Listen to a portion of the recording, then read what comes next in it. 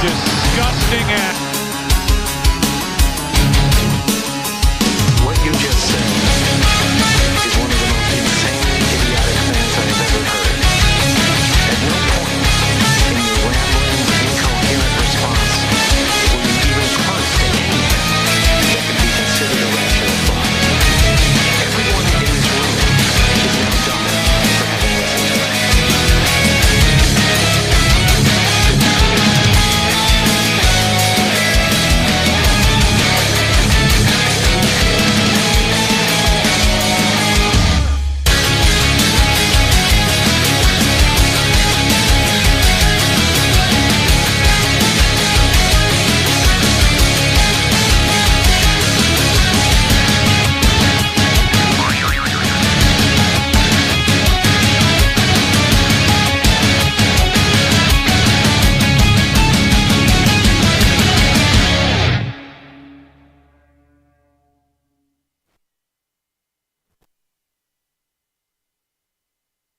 Announcement has been paid for by the New World Order. You are now listening to Lucha Outsiders Show, available on iTunes, SoundCloud, and anywhere you listen to podcasts. At Lucha Outsiders everywhere: Facebook, Instagram, Twitter, YouTube, SoundCloud, and iTunes. Lucha Outsiders Show.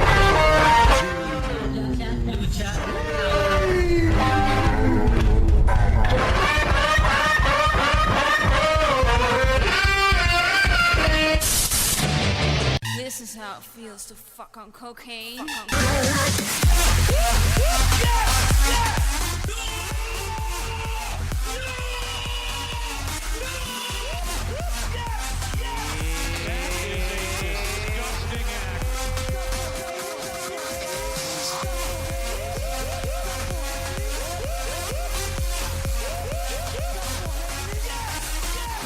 Okay, can we get some more energy, bro? This is your first episode back. Oh, no, wait. Stop. Sorry. We're doing it again. We need more more energy, bro. We're doing it again. You are now listening to And it kinda Lucha works out from the Outsiders previous Show, fuck-up, available on iTunes, SoundCloud, and anywhere you listen to podcasts. At Lucha Outsiders everywhere: Facebook, Instagram, Twitter, YouTube, SoundCloud, and iTunes. Lucha Outsiders Show.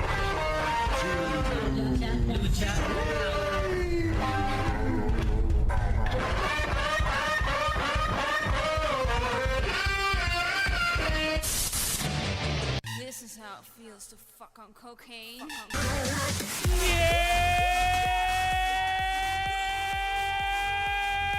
Guess who's back? Thank you. I'm Leo. That's Mario. Have no fear. The sports entertainers are here. I am the heel that seals the deal, the villain stays chilling, the anti-hero of the IWC, your boy, Mr. Rated R. Yeah.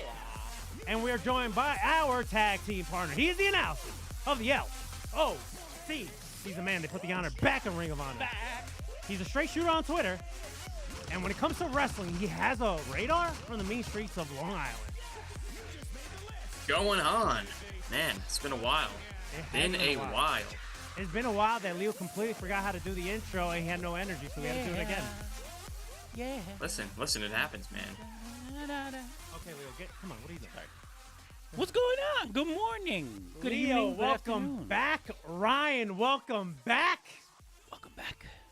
You as well. Welcome back. I know, we're back. We're back after a little hiatus. What was it, like 2-3 weeks? We haven't done a show since been a while, post-Mania, bro, where Leo decided to take an impromptu I vacation. did not decide. My wife said we're going. What am I going to say? No to a free trip? I mean... Touche.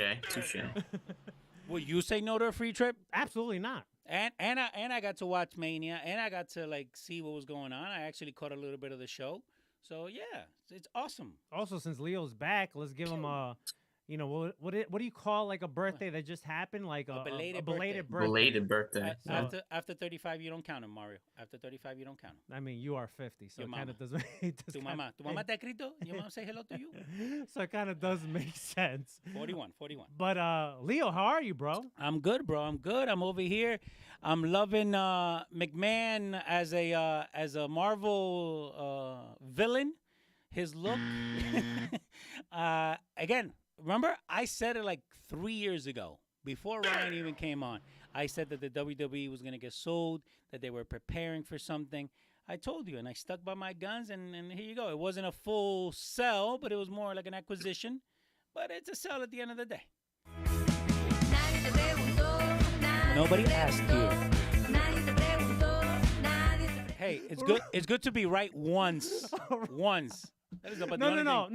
No. Okay, all jokes aside, Leo has been saying that for the longest, even before Ryan got into the show, when Sam was still in the show, and I don't know what Sam was saying at the time,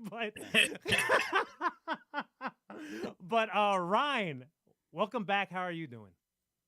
I'm doing good, man. I'm doing good. Hopefully it doesn't sound like I'm too sick here. I got the seasonal allergies going on. It's that time of the year, but Sorry. I'm here sniffling, but Sniffling yeah, and sniffling up a storm. always, How hard Yeah. is it for people to not believe that those are allergies? Like, it's COVID. You're dying from COVID. yeah. Oh no, I'm not dude. gonna take. It's early today, and I'm being lazy, so I didn't really take allergy medicine. But like, I usually take something every morning, which Mhm. helps.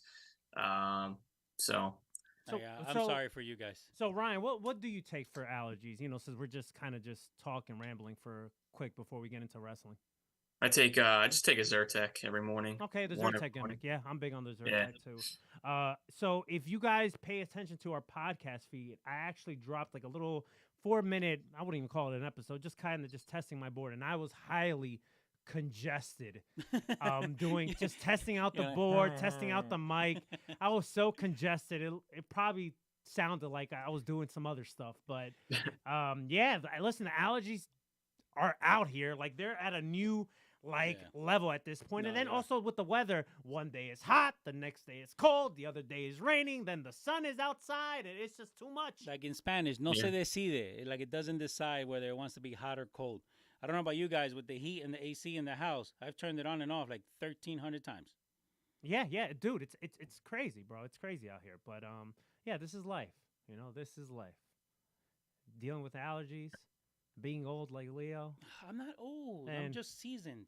Yeah, well, you know, that's what they say. He's in vet. He's a vet. Oh, wow, Ryan. Wow. So, see, there you Yeah, go. it's not a bad thing. even the Come dogs on, you're a didn't even seasoned like it. vet. Let me go check on La the fucking puta dog. madre que te parió, hijo de la remil puta. Okay, before we get started, it's hashtag Hashtag. Rebel time. Hey, shut up. Whoa. Whoa. Okay, let's get started, guys. All right. I kind of know where I want to start the show in. Where? But I'll ask Ryan, where do you want to go? You want to talk, because there's a lot of talk about in the WWE world and the AEW stuff. But where do you want to start? Boy, I don't know, man. Don't leave it up to me. Ooh, can I I- have can no I- idea can I- where to begin. Can I? It depends what your answer is going to be, Leo. The rounds is that picture with Jordan Grace for real? Like our boy Phil's making the rounds? Or Yeah. is that an old picture? No, he's making the rounds. Why though? I All right, I guess we're starting I there. guess it started with AEW. No. Like my question is, okay, it's weird, and I kind of understand. All right, So explain that. I'll explain. All right, Gracias. so we'll start with CM Punk and AEW. So since the last time we did a show, post-Mania, we knew that Phil showed up at LA, hanging out with FTR and stuff. But, we really didn't know if he was going to come back to AEW or not, especially with him just kind of going, I won't call it mental breakdowns, but just him just kind of throwing a temper tantrum on social media. That's the best way to put it. And this is not trying to bash Punk, but on either side, whether you're on the Punk side, the Elite side of things, listen, Punk has been throwing little temper tantrums on social media. So we really didn't know much. Now everything has completely changed, okay? It does seem like CM Punk is coming back, okay? There's a rumored Saturday show that looks like it's most likely going to happen. And now there's talks of a draft split because there's the rumor is that there's some wrestlers that are just not getting along with each other. You think? Because of the whole CM Punk situation. So there's like a lot of things going on here where it's like,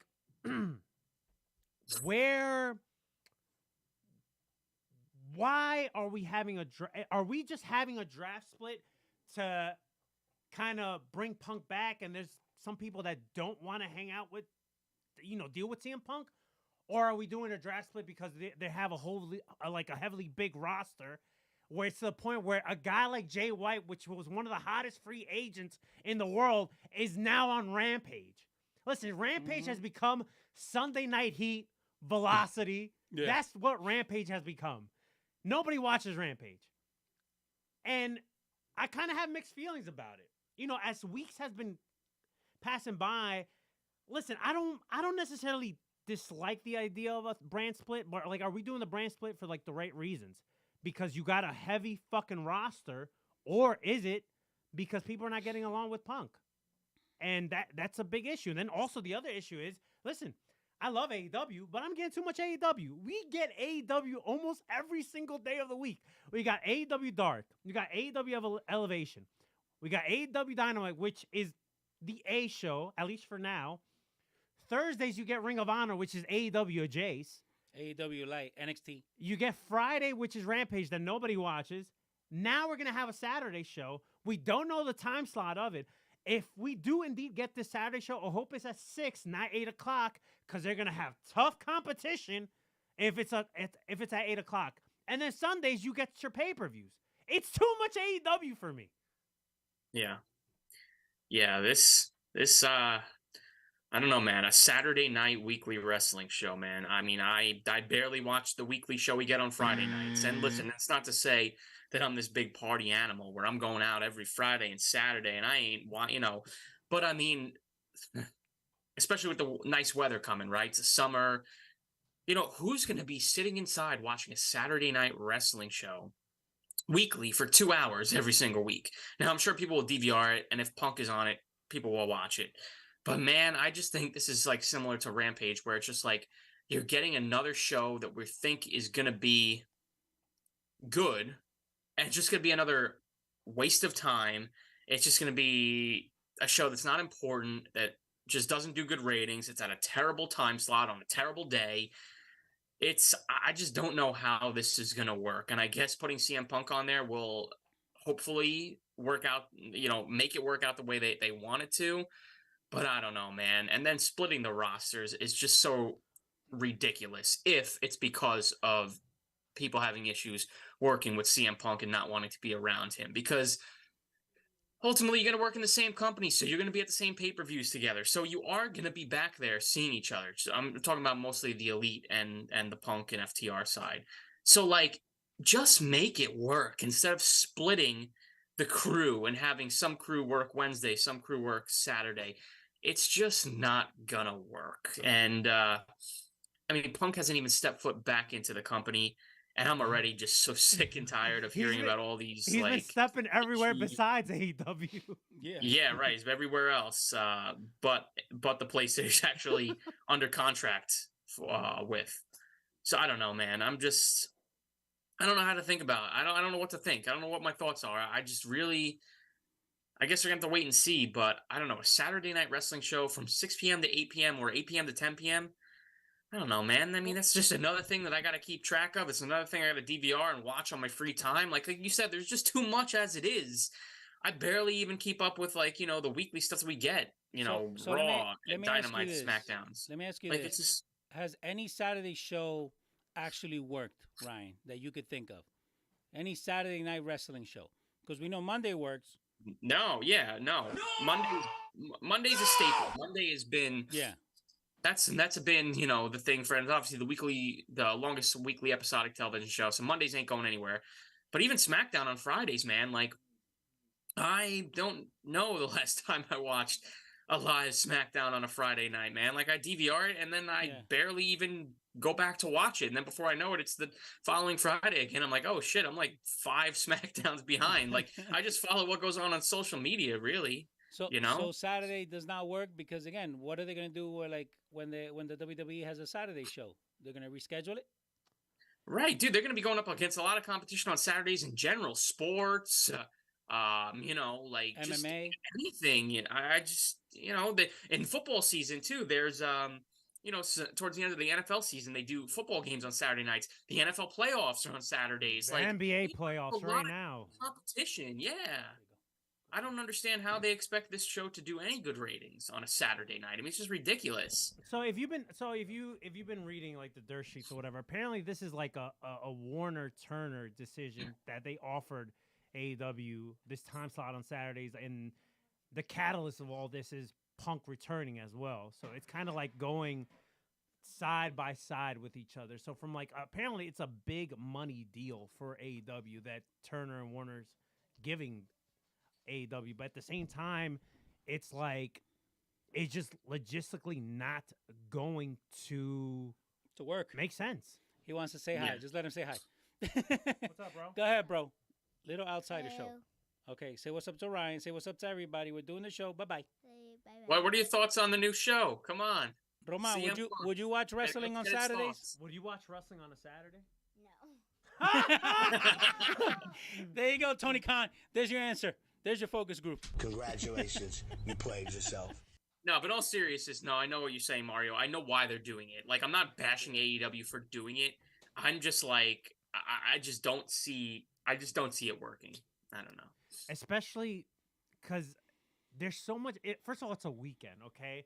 Like, we have to take, some of us, we have to, like, when there's a pay-per-view that we want to watch, we kind of got to rearrange our schedule, make sure we don't do plans that day. Or if we're going to make plans, make it within, like, hey, I'm going to get with a couple of friends so we can watch this pay-per-view. You know what I'm saying?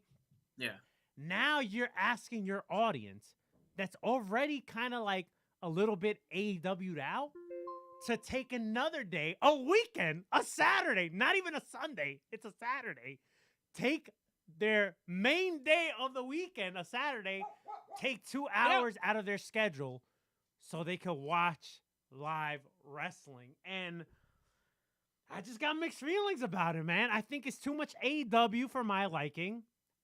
If this is the case, if we're indeed moving into the Saturday initiative of this Collision show, because that's what the rumored name is, Collision, okay? First of all, I do think it's going to be a collision. And then also it's like, get rid of Dark, get rid of Elevation. You have to. Also, I think Rampage... Well, they did. I don't know if you heard. They did get rid of one of the Darks. Well, Elevation, they need to get rid of both of the Darks. Yeah. And then also, I think Rampage, if you're still going to make Rampage a thing, I think Rampage should become a recap show. Kind of like, you remember WWE Livewire, Leo? It used to be like on Saturday mornings. Make it something like that, an hour recap show. Well, you need that, though. For the people that don't watch the Collision show, that don't watch Dynamite, make that a recap show. Yeah. But what worked with that recap show, Mario, is that you also had fan interactions. Now, the way you could do it now is, hey, just put the chat and let people go crazy, right? But that way, when you had that show, at least, let's say somebody like Ryan, who's 5 weeks behind on SmackDown, could just be 1 week behind on this recap show. Because to tell you the truth, I do what Ryan does. I follow what's going on social media. Right. Ryan is so behind on SmackDown that he's just catching up with the SmackDown before Mania, and he went to Mania. so as he's watching it, he's like, "Oh, that's why."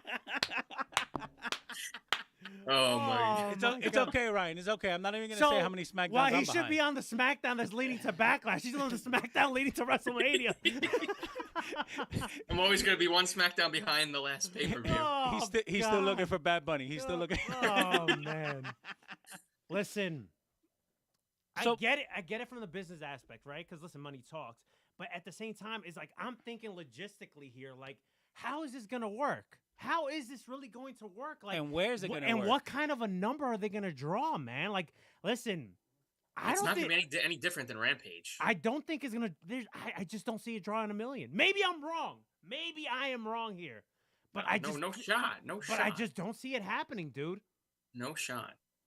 Maybe the first week when you have rumor, everybody knows CM Punk's going to be on. It's kind of like that Rampage when the first dance, the last dance, whatever it was, but the that next he showed up on. Like, that did good ratings. But, like, after that, it's like the honeymoon stage, you know. For the first maybe week or two, people are going to tune in, and maybe you'll get a nice rating number. But after a while, when people realize it's a complete waste of time, Oh yeah, you like know? listen, Rampage is pointless.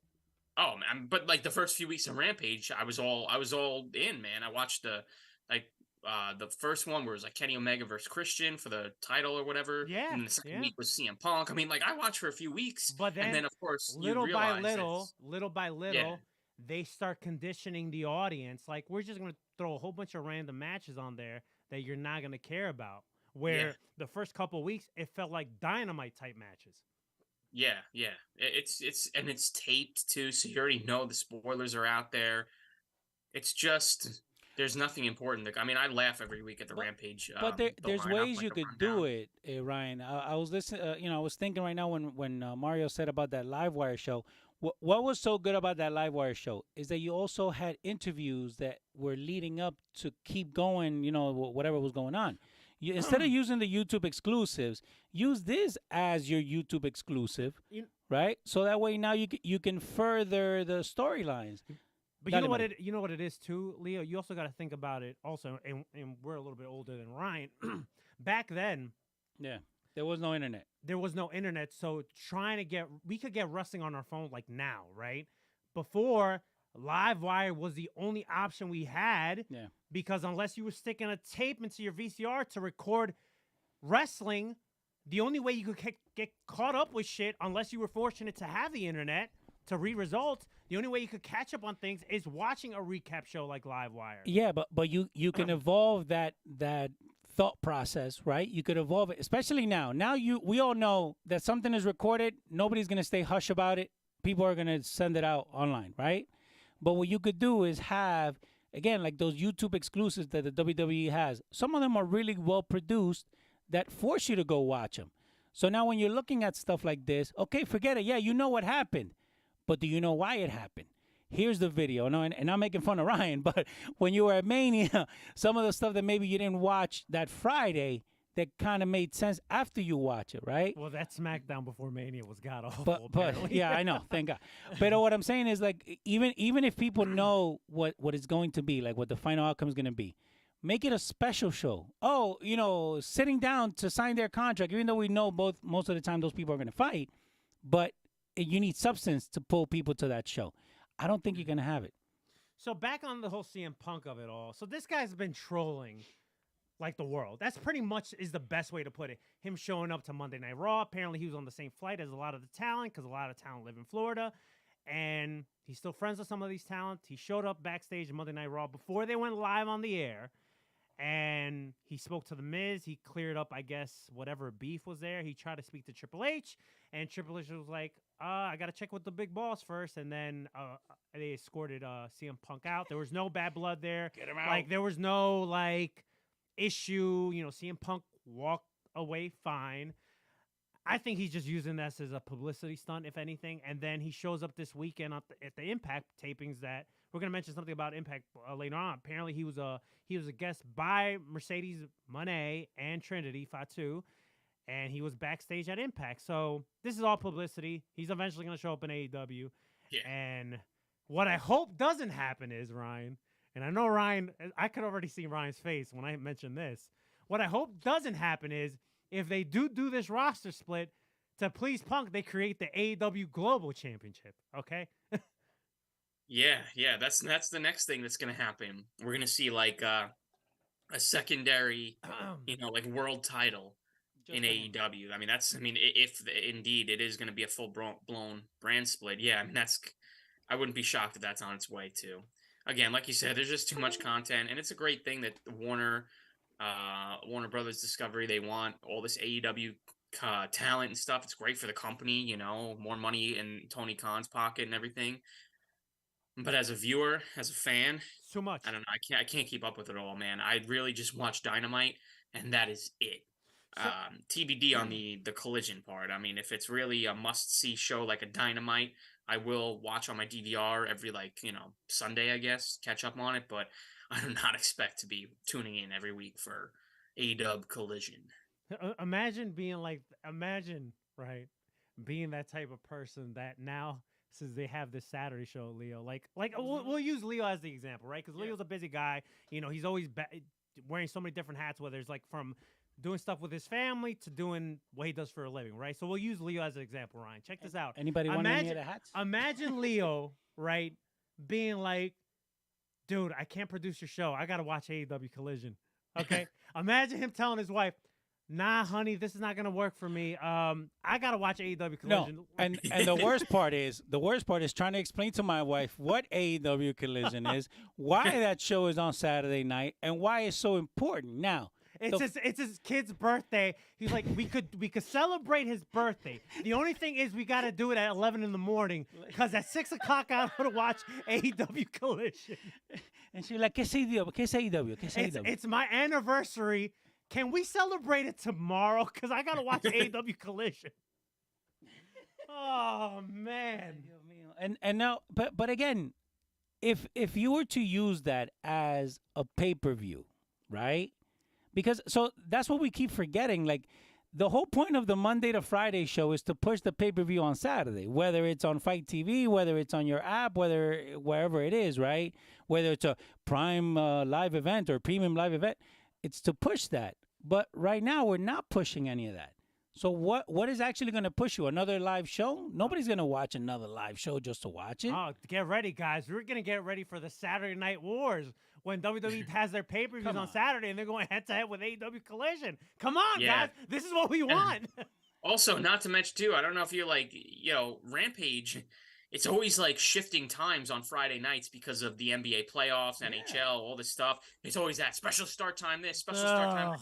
Is the same thing going to happen every week with Collision where you're just never going to know what time it's actually on? Ryan. Because of these different scheduling conflicts? Like, that's another thing, too. When you put a show on like that, it's like, you don't have the normal time slot every single week because, you're going to bump that show, TNT or TBS, whatever, is going to want to bump that show if they have playoffs on that What's night. going to happen is when we get situations like that or they get bumped, they're going to move to another Warner channel like a True TV. Okay? Yeah, well, then that's the death right there. Wrap it up. Tell the crew to wrap it up. Don't even show up on Saturdays if that's the case.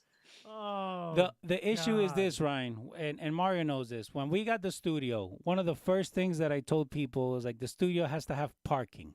Why does it have to have parking? Because the second you make somebody look for parking or look for somewhere else or make another turn or take another 5 steps, they're not coming back. That's a great analogy. So this is your parking.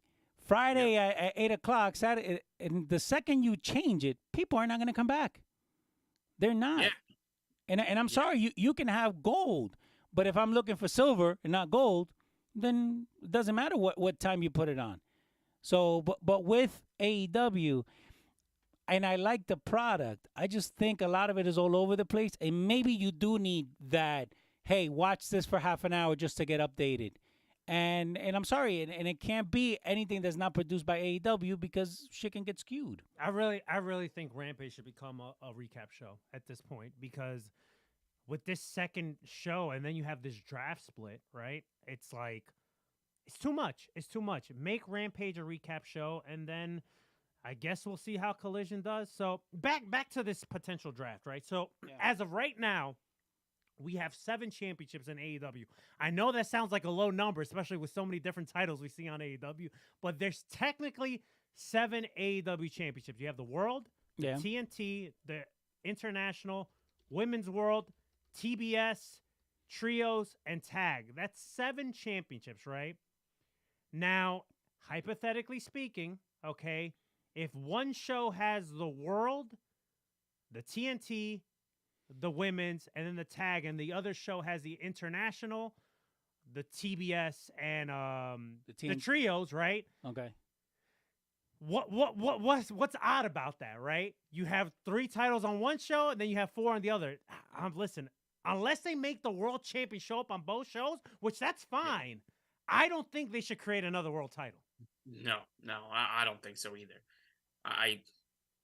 Especially with MJF. The World Championship should be on both shows. You can make the International title or the TNT title, whichever one you want, be like almost the main title of one of the shows, like the Collision show. Because quite honestly, it's what Orange Cassidy has been doing with the title is just unbelievable. Yeah, I can't believe he's still the champion. That's He's the been- second best title. It's elevated more than the TNT Championship, in my Right. opinion. It The actually So, but International it- Championship is the equivalent of the Intercontinental title, in my opinion. My only issue is that he defends it every week, and I think it's a little overkill. You don't need to do it every single week, but if you want to do it every single week, throw it on Collision so that people can tune in every single week and see Orange Cassidy's like defenses of the international title. Make that like the main event of the show every single week or something like that. I don't know. I mean, you could elevate these other titles. You do not need to bring another world title into the mix. I mean, 7 is a lot considering that they only have like 2, 3, 4. I guess they'll have 5 hours of programming now with the Collision. I mean, 7 championships is a lot. That's not even including all the other titles that we've seen on AEW TV. Well, right. Well, that's another problem in itself with all these like randos showing up with these AAA titles, these Impact titles, these Ring of Honor titles. Hey, don't forget the FTW Championship, Yeah, Ryan. that one's on their Oh, Wikipedia. right. So number 8. Yeah, come on. Baby Hook. Oh God, I think the world championship should appear on both shows, and I'm not against the draft split because their roster's too big. I should not see my guy Jay White, okay, on Rampage. No. Yeah. So I don't mind the draft split, but at the same time, I really feel like the draft split they're only doing this to accommodate Punk because we need to bring that's the Punk issue. back, and there's still some bad blood there. Apparently, all right, the rumor is that Jericho and Punk had a meeting and everything went smooth sails there. So my hope is sooner rather than later, everybody's gonna get to work together again, and there's no beef. That's what I want to happen because I do think Punk should be on TV, but at the same time, putting all this stock on Punk and you don't know how long you're gonna have him for because he's always getting hurt. Come on, man, don't push away the guys that are the foundation of AEW just for CM Punk. You don't do that. I think there's a world that we could get everybody just to sit in a room and just work out all their issues, man. We don't got to be best friends, but let's fucking do business. Yeah. You don't gotta hang out after the show. You don't gotta hang out before the show. You don't gotta talk before the show, talk after the show. Just fucking, when it comes to your segment, your match, your feud, I mean, yeah, just make business for the both of you to make money. I mean, that's what the UFC does. These two guys, they get in the cage, they fight each other, okay? They fight each other for the big money. And then after the fact, they hug and they kiss each other in the freaking octagon, okay? But they both made insane money beating the shit out of each other. That's just the way to go. Especially with the Elite and Punk and FTR. I mean, God, if we don't see those guys work together, especially after everything that happened, this is what people want to see, man. This is money, more money in their pockets, more money in Tony Khan's pockets, more money in AEW's pockets. Use Matt Hardy. Use Matt Hardy when all this shit was going on. You can't get worse than that. You can't get more backstage politics than that. What, the Matt Hardy and Edge stuff? Yeah, right? exactly. Right. They worked it out, and look at that. And they made money. Yes, exactly. I know all these guys realize that too, and that's the most frustrating part about this is they know it.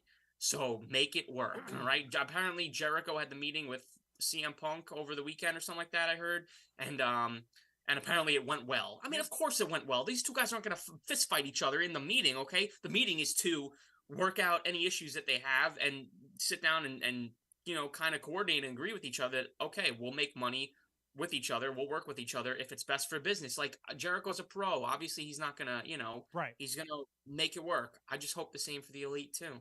I agree.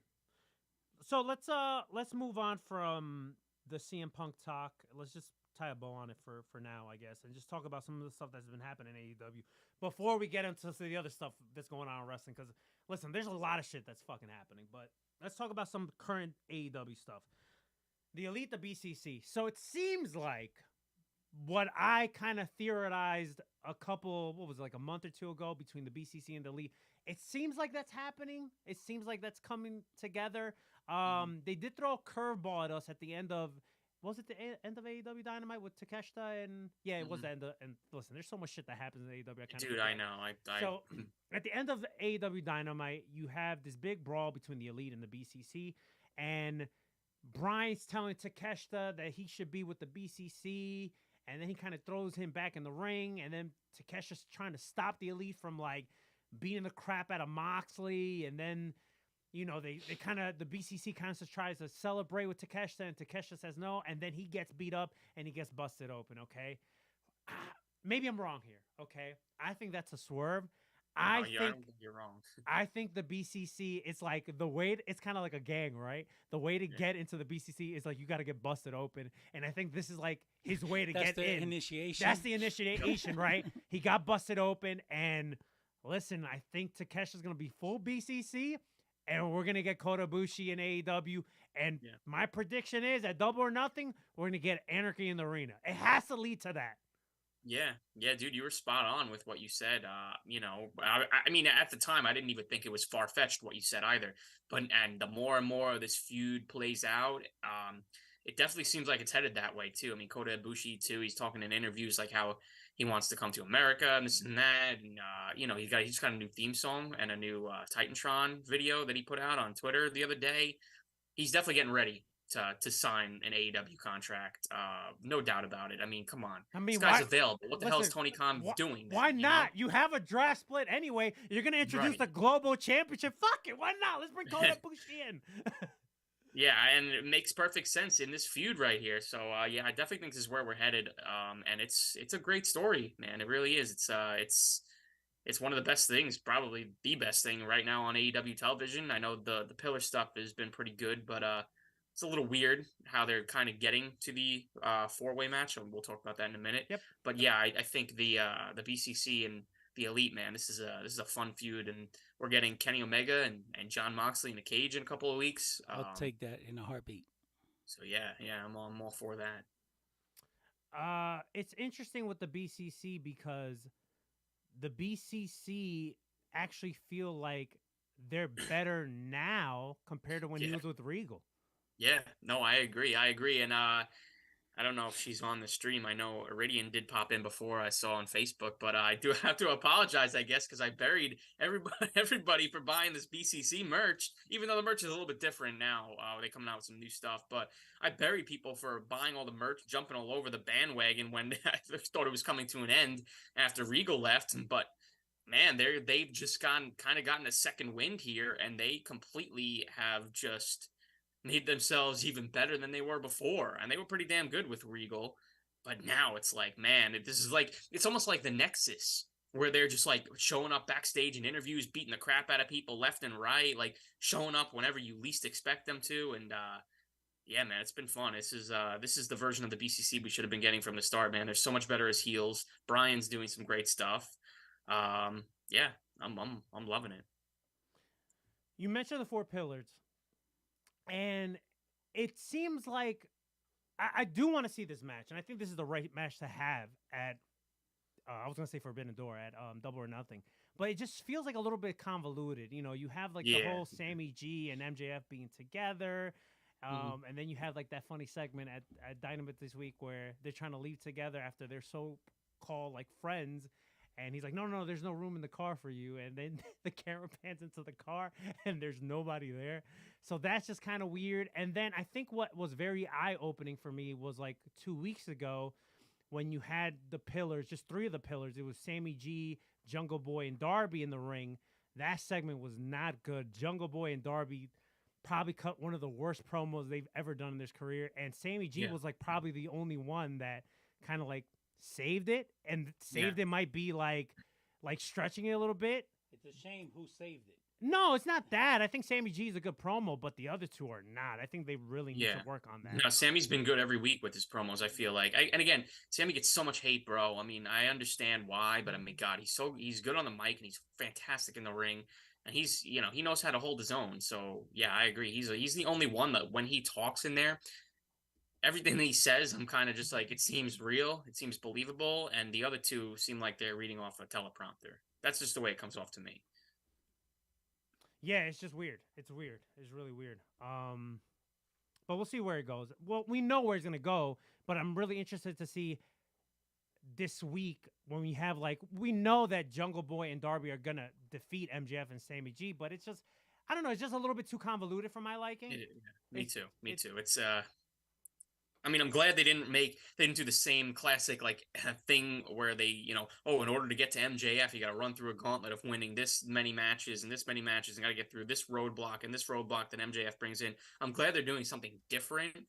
This is just not the different way that I envisioned them getting to this Pillars 4-way. Listen, the match is going to be fantastic. I'm looking forward to it, but yeah, I just think it's weird, like you said, with Sammy and MJF. Obviously, we know, they're not like, MJF is just using Sammy. It's just very obvious, and then Darby and Jungle Boy having to work together. I don't know. I would have went a different way. I don't know what that different way is right off the top of my head, but I'm sure there were better ways that we could have gotten to this 4-way match instead of the way they've been doing it. So I don't know. Like, I agree with you. It's a lot. Warlow defeated Powerhouse Hobbs for the TNT Championship. Listen, this belt has become a bit of a hot potato. I don't necessarily hate that. I kind of would have rather seen Hobbs hold it for a little bit longer. I don't necessarily like the Warlow and Arn Anderson pairing either. I think that promo that they did on Dynamite could have had end sooner. Man, Christian coming out was like the best thing that happened, even though that was awkward because they were just kind of looking at each other. But I said this jokingly like a couple weeks ago, but like I'm being serious when I say this at the same time. Warlow needs to let his hair grow back out. I don't like the haircut. He looks like generic wrestler number 5. He just looks looks like he looks like a typical, I'm a former athlete, I went to the performance center and now get some generic name on NXT. That's what he looks like. Yeah. And with the little ponytail, he looked like a badass to me. I'm not saying that he's not a badass now. It's just he looks too normal now for me. Yeah, I don't know what they're doing with this, man. The Wardlow and Hobbs thing. You put the belt on Hobbs for what, 2 weeks? Nah, it was actually a little over a month. It was a month and a week. Jeez, well, definitely felt like 2 weeks. Yeah, it did. And then you just take it off of him with like just out of nowhere, and you put it back on Wardlow. They did the same thing with Scorpio Sky and Sammy Guevara. Oh yeah, It was just like a back and forth. It was the same 2 guys fighting over the TNT title, and now here we go. We got the same 2 guys fighting over the TNT title for far too long now. This title has just become I don't know if it's the right word for it, but it's kind of become a joke. At one point it was the workhorse belt. No, that's now the Intercontinental Championship. The international belt, which is Intercontinental Jace, if you really think. I mean, yeah, pretty much same thing. But yeah, I mean, this TNT title, man. I mean, it's kind of just like they're making me just not care about it. I mean, it's getting to the point now where it's like, and I've done this with WWE for years, where it's just like you have to really think long and hard who the champion is. Like so many times I have to go like, wait, who's the WWE U.S. champion again? Oh, that's Austin Theory. That's right. Like, you have to really think long and hard. With the TNT belt, it's kind of like, dude, I swear, if you tuned out for a couple weeks of Dynamite, you're like, oh yeah, like Hobbs is the champion, right? And it's like, oh no, Wardlow won it like 3 weeks ago. It's like, what? And like, then it's just also don't forget how many times we've had like interim champions too. That doesn't help either. Right. And now I don't need 6 months title reigns for every single belt. But, I mean, the hot potato gimmick, it's like Hobbs couldn't have held this belt until the Double or Nothing show, or he couldn't have held it until, I don't know, Wembley, or he couldn't have held it until, like, Forbidden Door. Like, I don't know. I mean, it's just like, what are you doing? I don't know, man. I don't necessarily mind the hot potatoing part, but I do feel like Hobbs should have had the title longer because the TNT title is the equivalent of the television championship, all right? So I don't necessarily mind in wrestling promotions where you have at least a title where it kind of switches hands often. So I don't necessarily dislike that part. I do agree that the international title has become, not only has it leveled up in name, but it also has leveled up in the eyes of the viewer, where that to me is the second most important title in the whole company. Yeah, and I thought that was supposed to be a title that's like really not defended too much in AEW. It's defended elsewhere, across the world and stuff, and it's being defended every single week on the show. Yeah, I went to a New Japan show. I went to 2 New Japan shows a couple weeks ago. One in DC and then one in Philly. Orange Cassidy defended that title against Gabriel Kidd, so he's also defending it in other promotions. Yeah, dude, he's unbelievable, man. How many freaking title defenses he's had and so many bangers that he's had. It's crazy. I had to actually look up. I looked it up the other night when I was watching the show. I was like, when did Orange Cassidy win the belt? I thought he won this belt in January. Bro, he won this belt in October. Yeah, man. It's pretty crazy, man. I did not expect this type of run from him, and kudos to him for putting on banger after banger and really elevating his belt and making it feel important, because up until he won it, it was kind of just like, why is this belt even here? But now Pac was the first champion, and he did defend the title. He just didn't defend it as often as Orange Cassidy's doing it, obviously. yeah, and well, that's another thing too. I don't know how you feel about it. I just don't need to see it defended every single week or every other week. Right. It does. It kind of seems unnecessary. You know, it's like these guys, like these randos that are just getting these title shots. You just know there's no shot of them dethroning Orange Cassidy. You know, so it's kind of just like a showcase type of thing. But I just don't need it every single week. But hey, that's what they've been doing, and as a result, the belt's been elevated. So I guess it worked. I don't know. Yeah. We'll see how Cassidy's reign continues. I guess elevated, right? Let's talk about the Outcast and the original. So they still telling us this story. You know, they threw the whole Chris Jericho curveball in there where it was all planned to, for Adam Cole to be tied up. And we're going to talk about Adam Cole in a bit, but they attack Britt. Now Britt has a black eye, and you seem so defeated explaining this, and yeah, I feel because it's just you know what it is. I don't mind the story. The problem is I feel like right now it's very stale because they're trying to like stretch this out, and I guess like just have it. I don't even know what's the word I'm looking for. Like I really think the end goal is we're gonna get like a blood and guts between all the women, right? That's what I think is gonna happen. But right now they kind of have it like on pause where they kind of just stretch this out, and it's just like I want to see further progression in the story, but I think they're kind of stuck in a place where they can't really do that because maybe the proper members from each group are not all there yet. Does that make sense? But and then why aren't they there yet? Like, what are they waiting for? Like, do they not know who they're putting in? Or, I mean, like, yeah, I don't know. It kind of seems like we were headed, like you said, towards a blood and guts type of thing, and now it's stalled. And now they're involved in the Jericho and Adam Cole feud. Mm-hmm. And yeah, it's just it's kind of like, I mean, the Outcast is like, what is your mission here? Like, what are you doing? Like, the spray paint is ridiculous. Their mission is to infect AEW. All right, they're the poison of AEW. Okay, because they're the Outcast. So I found this very interesting. I'm always paying attention to like little details on certain things or whatever. So I've noticed that since Taya Valkyrie debuted on AEW, she hasn't necessarily gotten like the greatest reaction from the audience. There's like mix there, okay? And this past week with her match against Jade, which I don't think the match was good at all, but I noticed that after the match, she went to go attack Aubrey, and then she ended up cutting like this promo, which was like a social media exclusive, and she kind of had like a little attitude to her, and I'm like, I would not be shocked if she ends up joining the Outcast. Maybe not as an official member, but as like one of the members that goes into Blood and Guts, because it seems like the audience ain't necessarily gravitating to Taya well. Yeah. I mean, I can't really blame them, to be honest with you. I mean, she had if you even want to call it a cup of coffee run in NXT, nobody remembers that. And then she's just been in Impact. So there's been no reason to really care about her ever since her arrival. So I don't really blame the audience there. But yeah, I mean, I guess I could see her joining them. It would make sense. She's an outsider that, did work for WWE. If she wants to gloat about that, she would make sense there. And then, you could really, if you're trying to look for women, like you could put Jade Cargill in that homegrown position because she is. Yeah, she is one of the originals.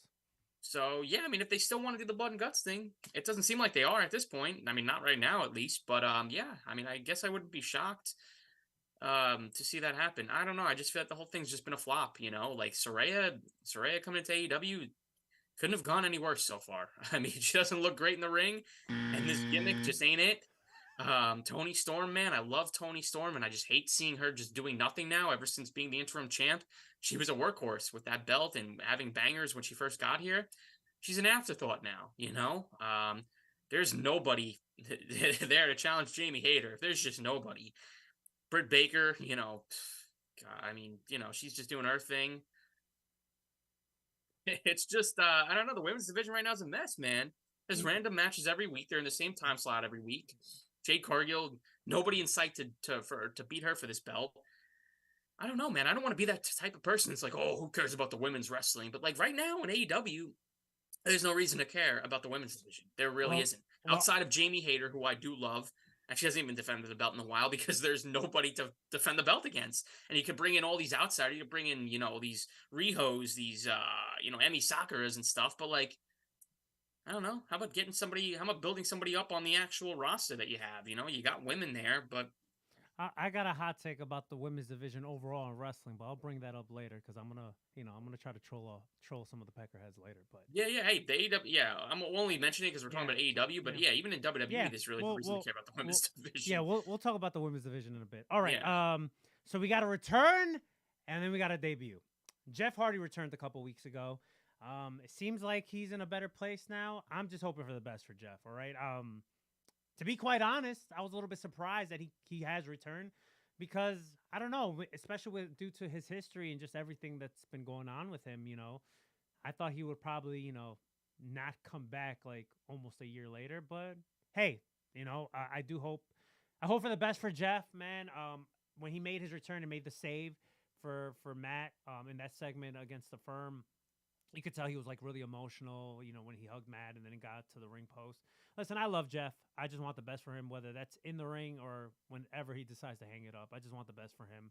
And I just hope he has his shit together. Listen, addiction is a real thing. I know a lot of people that just think like, oh, well, fuck him. He's an addict. Or, listen, addiction is a struggle, man. And I'm not trying to make excuses for him. He's made a lot of poor decisions, but addiction is a real thing. I've seen it firsthand what addiction could do to people. So I just hope for the best for Jeff.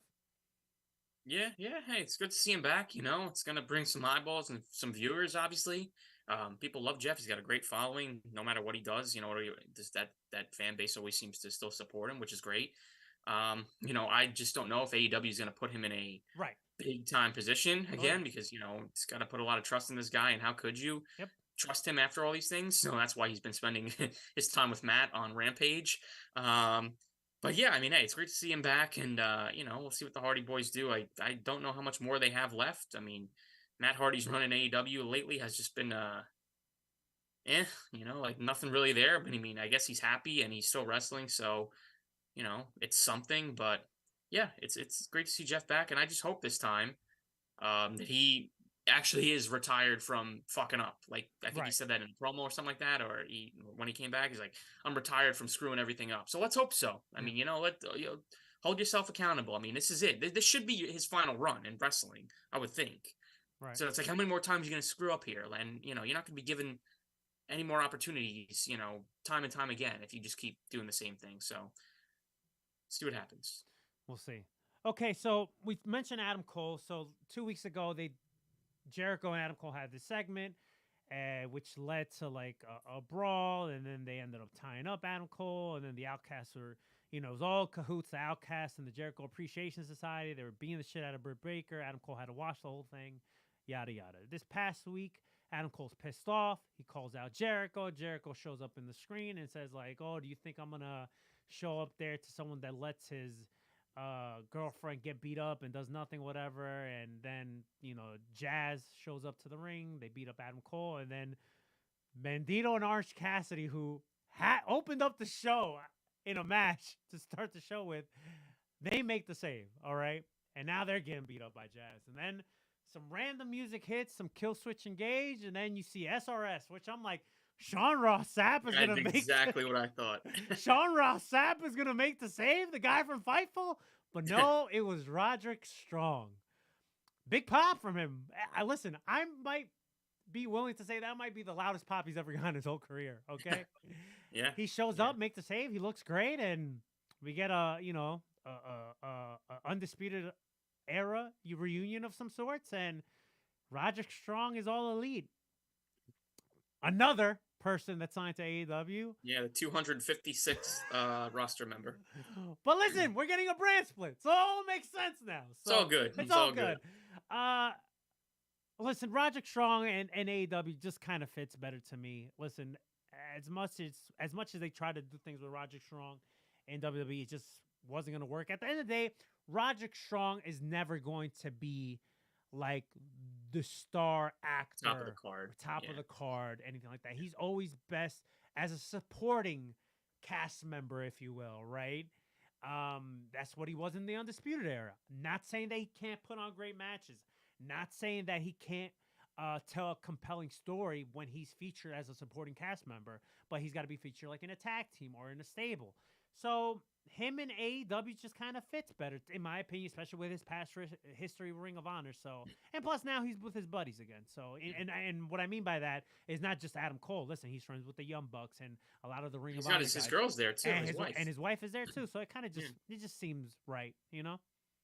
Yeah, I mean, he figured this was going to happen eventually, right? I was just shocked. I popped because I legit. Well, number one, I forgot he even existed. I mean, how long has it been since Roderick Strong has been on any sort of wrestling program? Okay, like literally, like anything that like he hasn't been seen in so long, and then nobody, like none of the dirt sheets picked up that he got released. So you kind of just totally forgot about him. So that's kind of why I popped. I was like, holy shit! Like I did not expect to see him here.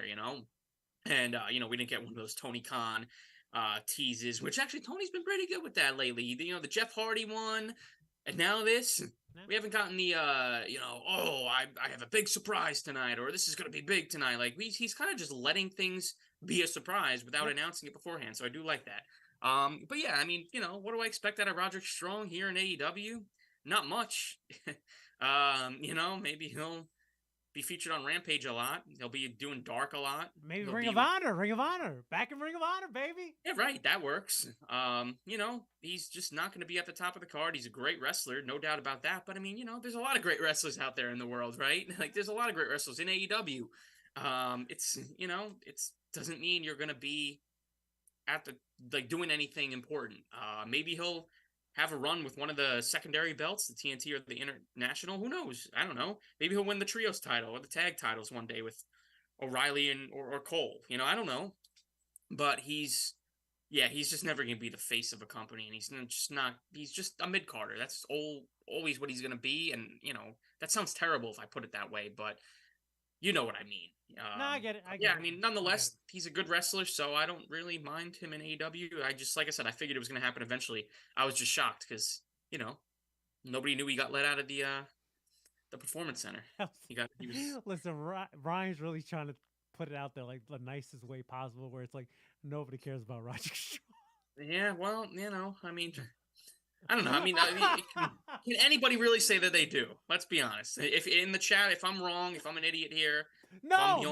Listen, I don't mean that. Please let me know. I'm not meaning that as a dig. It's just like he's forgettable. Like everybody thought that he was still employed by WWE. Yeah, and even when he was employed by WWE, it still was like, dude, where is this guy? Like, didn't even make it to the main roster, bro. He was stuck in that Diamond stable. You know what's so fucking nuts, though? Here's a crazy thing about it. I'm watching Roderick Strong show up in AEW, and I'm like, wow, bro. A couple of years ago, right? A couple of fucking years ago, at Survivor Series, this guy beat AJ, and I think it was like Shinsuke in a 3-way at Survivor Series. Mm-hmm. Was it Shinsuke or was it someone else? Yeah, was it? I don't know. Wasn't it the match with the New Day too? It was like New Day Undisputed. It was AJ. It was AJ, Roderick, and I can't think of the third because they all had the mid-card titles. The United States IC. Oh! It wasn't. I thought he was in the tag match, and that was no. I guess it was Bobby Fish and Kyle. That was when NXT was like part of the Survivor Series. 2019. Yeah. And I'm like, and Roderick won the match. God, dude, I do not remember that. And now look at him now. Now he's in AEW. I forgot who was the third one. It was AJ, Roderick. Maybe it was Shinsuke. I can't remember right now.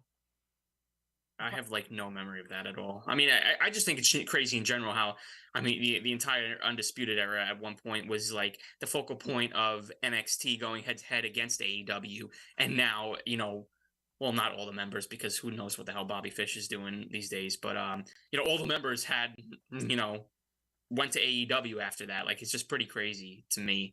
And hey, dude, I hope we get Elite versus Undisputed Era. We don't need Bobby Fish in the mix. You could just do these three, Kyle O'Reilly, Roddy, and Adam Cole against Kenny and the Young Bucks. I think that would be awesome. Because in NXT, Bobby Fish was always hurt. So Roderick Strong and Kyle O'Reilly made a really good tag team. Like I don't think we need Bobby Fish back in the company to do a UE and Elite type of feud. So yeah, I think that'd be cool. Yeah. All right. So we mentioned about women's division. So there are some things interesting when it comes to like just women's wrestling outside of like the biggest promotions and stuff like that. So Mercedes Moné dropped the IWGP Women's Championship at the Stardom show. I think it was like last weekend. So she is booked for another New Japan show, Resurgence, and I believe that's in California. And she'll be part of this mini tournament to crown a strong openweight women's champion. Okay. I believe there's like 3 other women. I think Willow Nightingale is part of this little mini tournament, so she's involved with that.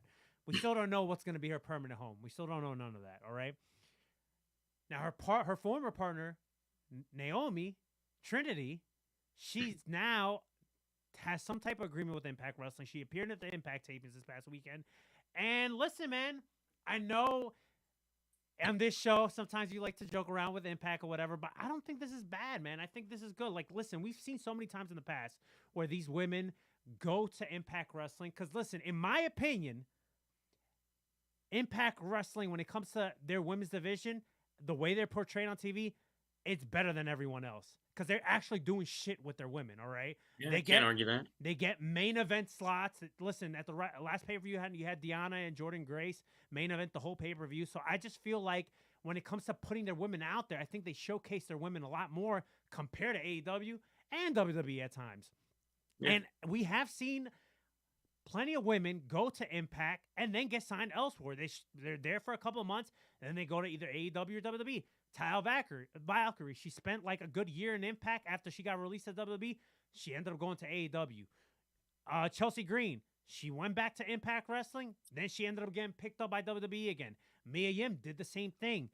There's no reason why we can't think that Naomi isn't going to spend a couple months in Impact and then go elsewhere. We've seen it in the past before, and everybody's laughing at Naomi, just wishing this girl bad. It's like, what kind of a fucking wrestling fan are you? Why do you want to see this girl succeed? We don't know where where she is mentally. We don't know if maybe she didn't want to be part of this bloodline story in WWE. Maybe she wanted to do, or maybe it was never offered to her to begin with. I like how a lot of these wrestling fans go like, "Oh, she's so stupid. She could have just joined the bloodline when she was still WWE." How do we know if that was even offered to her? Yeah, fans are so ridiculous.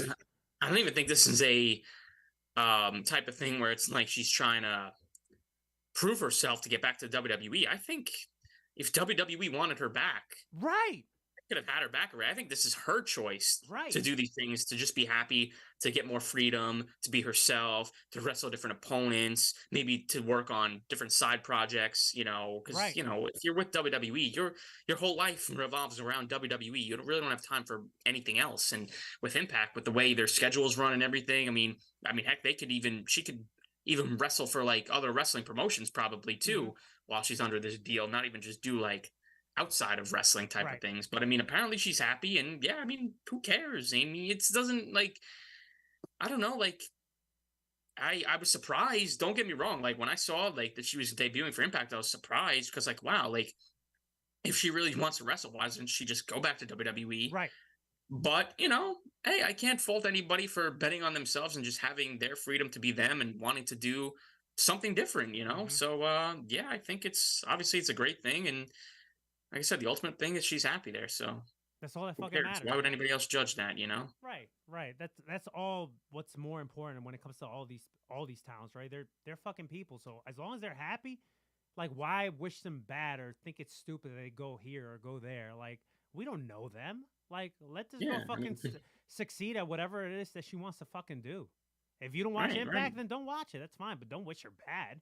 Right. I'm not gonna be like, oh, Trinity's on the show next week, I'm tuning into Impact. I don't personally like care like that, but I'm also not gonna bash it either and be like, oh my god, like, I can't believe that happened. I'm just gonna tune in to see how miserable this is, or like, I don't know. It's just like, yeah, if you like Impact, you're gonna tune in. This is exciting news, man. Like, this is just another great get for the women's division, bro. Like, they constantly, not even just in the women's division, Impact constantly loses people because of what you said before. It's kind of like a launching pad. Yep.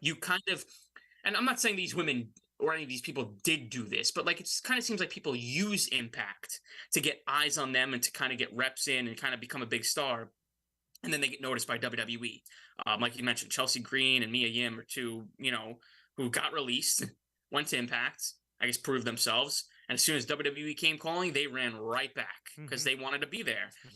It's different with Naomi, she's not trying to prove that. So maybe this is somebody who's going to stick around Impact for, I don't know, a year, 2 years. If she really likes it, who the hell knows? And but she's not really using them, you know? Right. So Right. not a 1000%. bad thing. Yeah. Okay, let's talk about WWE because there's a lot of things that are happening in WWE, and we haven't talked about this privately. So I'm really interested to hear your take and what's your thoughts on it. So this draft week in many parts of the world, not just WWE, but you got the NFL what a draft. coincidence, It's right? big draft week, okay? Yeah. But when it comes to the WWE world, the WWE draft is happening right now. This past Monday, Triple H had this big announcement, and it really was a big announcement. He introduced the new WWE World Heavyweight Championship, all right? Now, before I get your thoughts on where this might go and who could be the first new World Heavyweight Champion, because there's only a proper way to tell this story. But before we tell this story, I just need to get your thoughts on the actual title design without giving me anything else first, okay? I like it. Okay, cool. I like it it. too.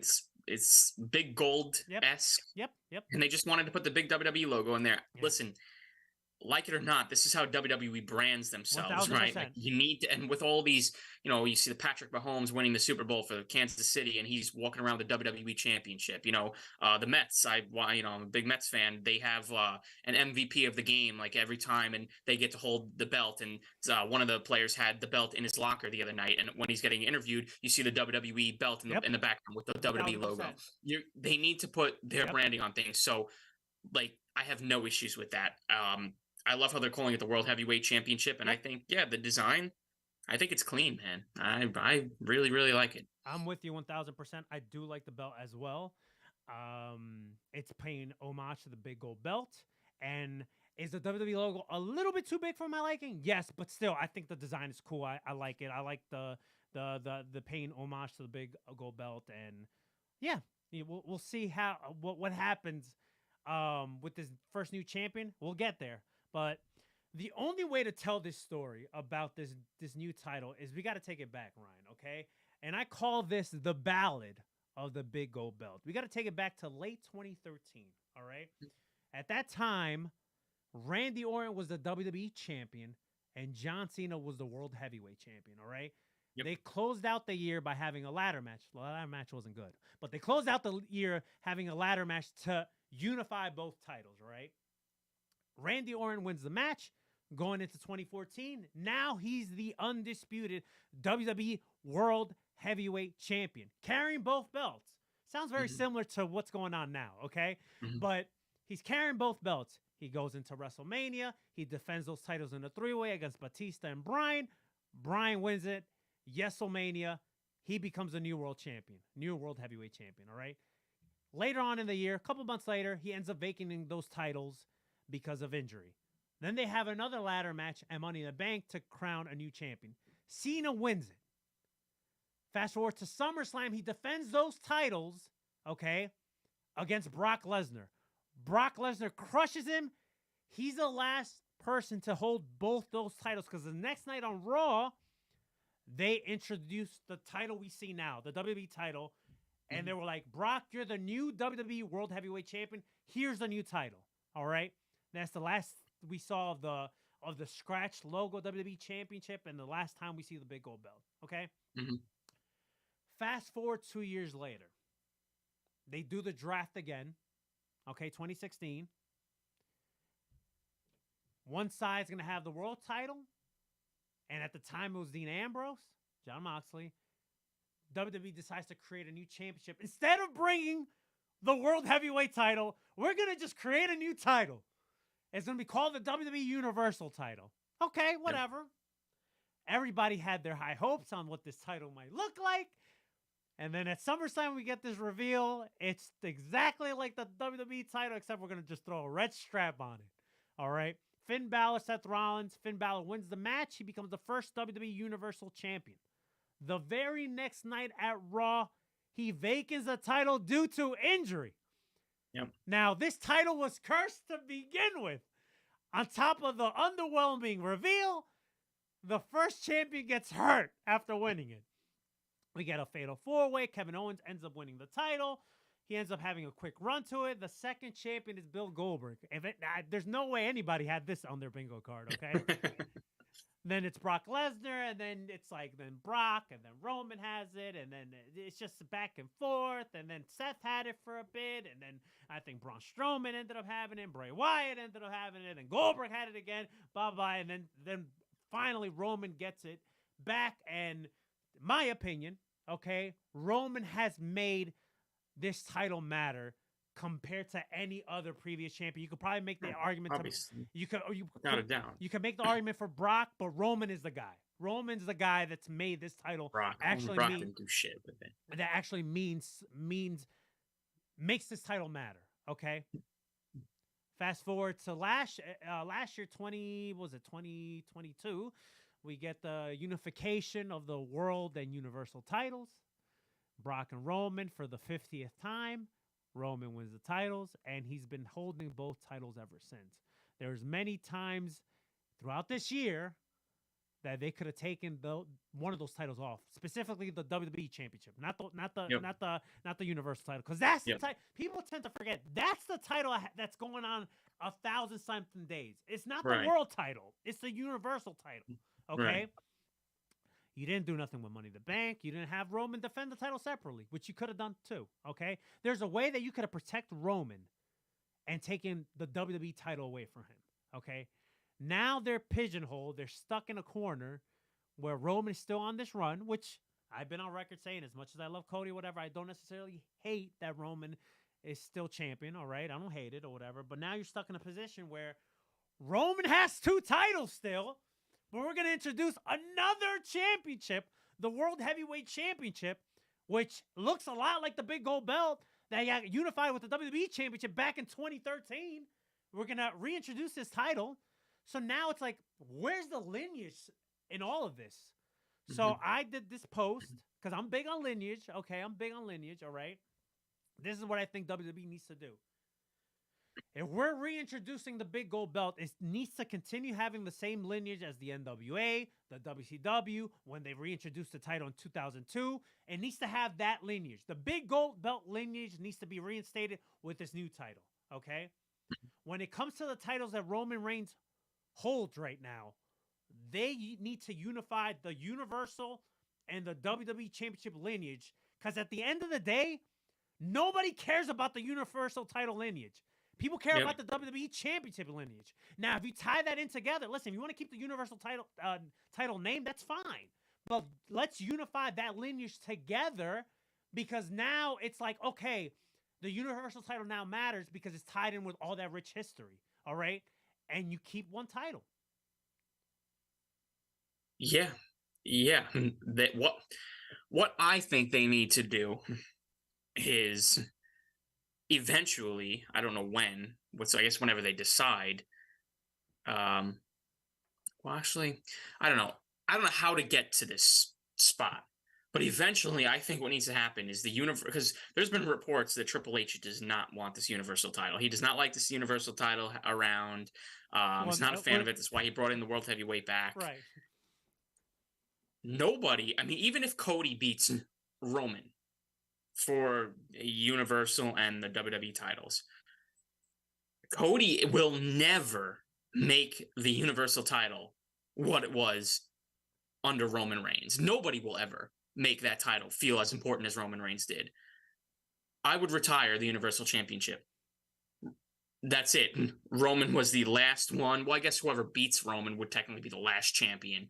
But everybody would just remember Roman as being the champion of that, the last long run with that belt. Retire the lineage of that, which is not a good lineage, okay? Like you said, it's cursed from the start, and then you got to flip-flop in between Goldberg and Brock and Roman and Brock and Goldberg and Braun and Brock and Roman. I mean, it's like nobody even remembers half the title holders of Besides Roman.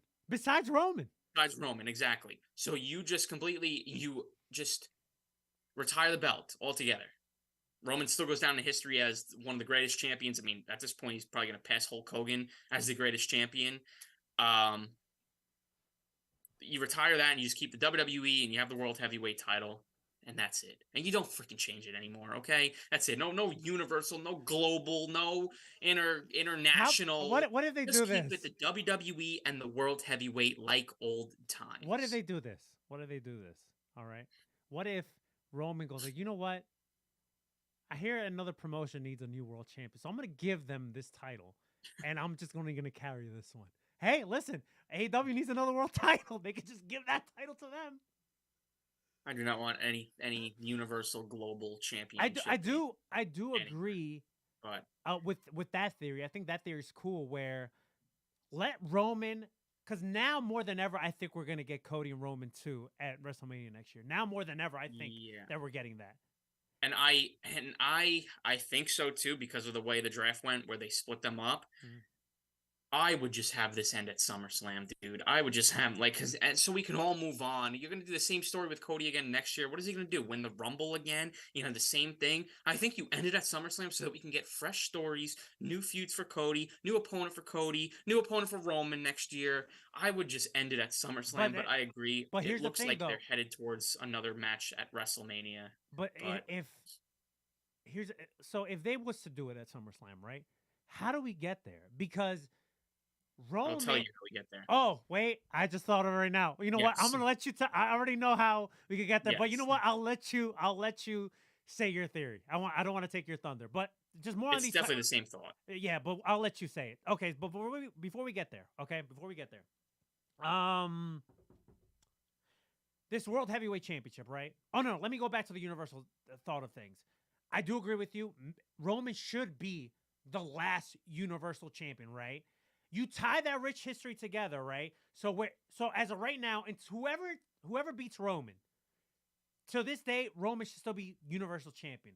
Now, let's say Cody Rhodes, whenever it happens, Cody Rhodes defeats Roman for that title. He goes like, I finally achieved my purpose in WWE. I finally won this title. But you know what? My father wanted the WWE Championship. Yep. The Universal Championship was never a thing. I'm tying this lineage together, and I am now the undisputed WWE champion. You know what I'm saying? Like, remove the Universal thing out of it. I think that's a nice way of putting it. Now, okay, let's stay on the topic of how do we get to the Cody and Roman thing, and then we'll talk about the world title. So let's see if we're thinking of the same thing. How do we get there, Ryan? Cody wins Money in the Bank, and then he doesn't do your heel cash in, of course. Right. He does a John Cena type cash in where he says, I want you for the Universal title at SummerSlam. Yep. There you go. That's like the easiest freaking way. Yep. Like, that's the easy way to go about it. You have it in there. I don't know if they're going to do it that way, but that'd be great, man. But like, here's the thing. It's like, you got this new World Heavyweight Championship, and this is the one problem I had with it. The way Triple H comes out and he talks about Roman Reigns. He buries Roman. He buries everybody else pretty much. Well, that's he just buries everybody. Like, nobody can beat this guy. You all suck. So here's another championship so you can fight for something. I'm tired of this shit because nobody else can beat this guy. So it basically is already being billed as a consolation prize. It's a consolation prize. Even though it already would have been, because obviously Roman's status, it already would be the secondary title to begin with. The World Heavyweight title was always a secondary title behind the WWE title, just the way it was. But you're basically telling us that it is at this point. And that's just a bad excuse to get a new championship into the companies because nobody can beat the current champion. Another thing is, and we'll blend, I guess we could all blend this all together. Listen, Cody Rhodes needs to stay away from this world title. Okay? If he wants to be part of the tournament, that's fine. Listen, if I had the pen, Night of Champions, the final, I'll have Seth Rollins and Cody in the main event, have that be the final. Seth wins it, becomes a world champion, because you need to have a guy with some type of stock to be that first world champion of this new reinstated title. Rollins wins it, and then he gets his win back from Cody. Yeah, I think that's the way to go too. I mean, you have to have. Oh, I mean, I guess you don't have to necessarily have Cody in the tournament. He could just probably be like, listen, the top prize is Roman Reigns. I don't want to go for anybody else. I need to avenge mine. But then it But kind then of seems like he belittles the world title. He yeah, kinda right. does it. Belittles that, and so like, yeah, what does that say for everybody fighting for the world title? That they don't have balls because they're not going for Roman Reigns. Instead, they're going for this title. So like, I don't know. Yeah, so I think he should be in the tournament, obviously. But yeah, he lose to Seth Rollins or lose to anybody. But it probably makes sense to make it Seth. And yeah, I mean, he shouldn't be in the finals for the belt or anything like that. He shouldn't want anything to do with this belt, like, or shouldn't be anywhere near it. You know, after the match, maybe he congratulates Seth in a backstage promo and says, you know, listen, congratulations, Seth. You know, I'm going for Roman or something like that instead. That's the path I got to be on. I don't know, something like that without belittling the belt. I don't know. But yeah, I think we could both agree that Rollins should be the guy. And I don't know if this is where you were going with this because of, you know, you told the whole story from the beginning. And when the last time they were introduced a new belt, the world universal title, should they do Finn and Seth again, or is that just a cursed match? No? Man, listen. Or should they just try again? If Balor gets hurt again? I mean, I don't hate it. If you want to stay away just for, you know, superstitious type of feelings. We're going to watch that match? Oh, my God. Listen. We could get that match, but it can't be the final. Can't be the first one to crown the champ. Nah, Okay, it can't be the final, bro. Listen, let's stay away from that. But you know what? It actually would make for interesting TV if they play off that. Yeah, no, I mean the story's right there. Yeah, yeah. But so. I don't know if it should be the final. I don't think it should be the final. Hey, fine with me. I don't want this belt to be cursed because I actually do like this belt, and I love that they went back to the world heavyweight title, man. Me too, I just love it, man. It's gonna be so refreshing. Yeah, me too. I like the belt. I know. I feel like people. There was never no middle. I feel like people either really like this title or people just don't like it. There hasn't really been like a middle at all. People hate everything, man. People just bury everything. That is true. I mean, really, like they brought back the world heavyweight title and they basically got us an updated version of the big gold. Like, how could you find anything to complain about? And if your complaint again is that they put the WWE logo in the front, again, it's basically what I went back to saying before. If you don't understand that, then that's on you. You know, if you don't understand the branding aspect of it, you know, I mean, when people win the World Series, the Super Bowl, the Stanley Cup, if they want to hold up a title, they can now hold up the WWE Championship or the WWE World Heavyweight title because it's got the WWE logo on it. Like, again, if you don't understand that, then I don't know what to tell you. But this belt looks great to me. And listen, I got no complaints. I'm curious to see how it goes, but I'm really even more curious now to see how they do this Cody and Roman 2 story. And, you know, if they go way beyond the 1,000 days for Roman, because they could drag it to next year's WrestleMania. Who knows? I just feel like it's like, if they do that, it's just dragging out way too much at this point. And again, the stories for Roman, the opponents for Roman, just not there anymore, man. He's beating everybody. Cody's the only one, you know? Yeah.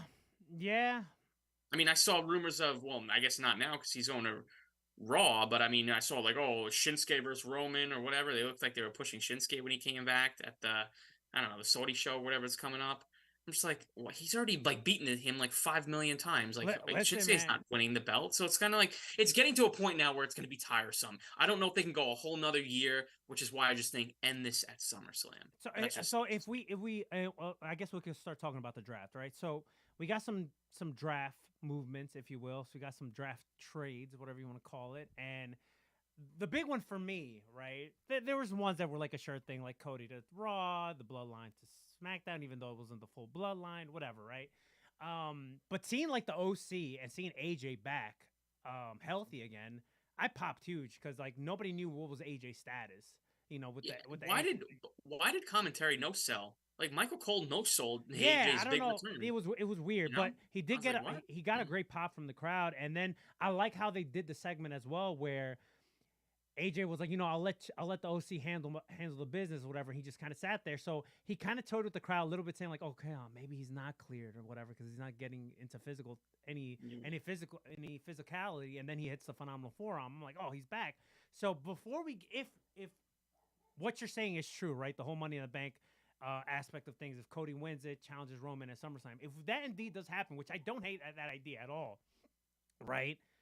What I would like to see is, I would like to see another AJ and Roman program because those two matches at 2016 were absolute bangers. Listen, as much as I love AJ, I know AJ's not going to win these matches, but if we get a match like at Money in the Bank, hey, I'm here for it.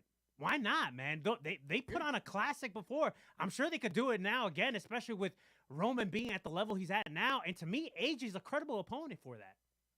And it's somebody different who hasn't challenged Roman for the Universal belt yet. He hasn't taken his crack at, ending the streak here. So, and obviously AJ is a guy who deserves to. So, yeah, dude. I mean, in 2016, those matches were so underrated.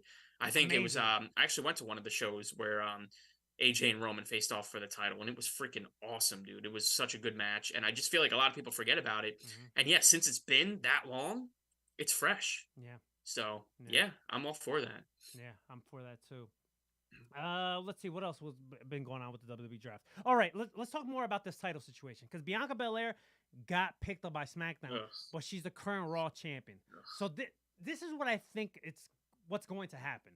All right, I think Triple H, because he hates like the whole Universal and the like, oh, this is the Raw champion and this is the SmackDown champion. I think they're gonna go back to a world where you remember in the draft, like the original draft where we had like World Tag Team Champions, WWE Tag Team Champions. I think we might go down that path where, because I don't want to see a title swap. Remember when Becky and Charlotte did it? I don't want to see that. And I can't see, like, when I first saw that Bianca got drafted to SmackDown, my first thought was to moan and groan because I hate when they do this when these people are the champions, especially Bianca Belair has held this freaking title for over a year, and you're just gonna swap it. And now all of a sudden she's gonna become the SmackDown champion. What, you're gonna say she's been that champion for a year? No, like that makes no sense to me. And but again, then my next thought was like, well, Triple H is not gonna do a title swap. No, that's all Vince, baby. That's all Vince. To do?